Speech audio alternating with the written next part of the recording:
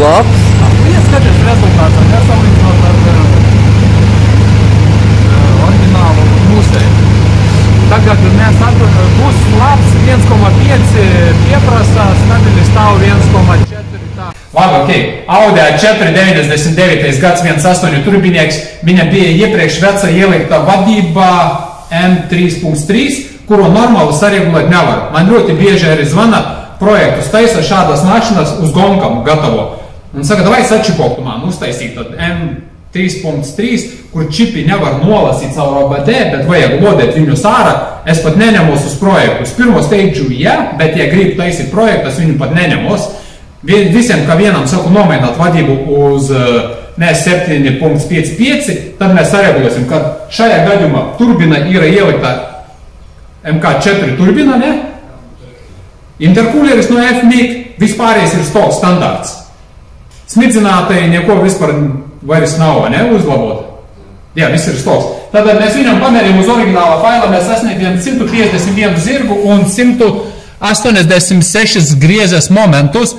Un tagad sačipojam uz 191 un 315. Tātad zilā līnija, redzat, ir oriģinālais, un sarkanā līnija tagad vienkārši, ka diena un nakts nav vairs tos bedres. Iepriekš šī liela bedre bija, bet tagad viss tas pazuda.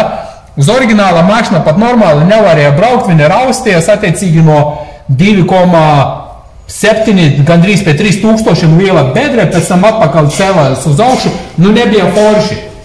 Ierakstot tagad, es pats uztaisīju viņam pilnvērtīgo pirmo steidžu, arī mēs paņēmām data logus, uz oriģinālā faila bija 0,5 būs, tagad mēs uztaisījām maksimāli 1,35 būstaņā vairāk liksim būs problēmas. Un mēs atduramies tagad uz degrilu, viņam ir standartas prauslas, cik es zinu, 280, ne?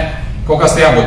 Rekomendējums ielikt 350 Bosch vielas prauslas, tad mēs dabūsim vēlreiz degvielu vairāk, automātiski sāks dzēsēties dzinējs un gaiss paliks augstāks, un ar to vēl dabūsim vairāk zirgu un griezes momentu.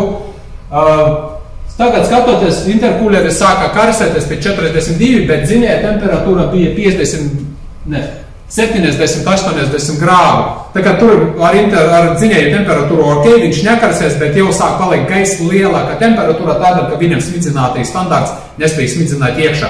Izbraukšu vēlreiz, varēsiet paskatīties, kā mašina uzvedas uz jauda stenda.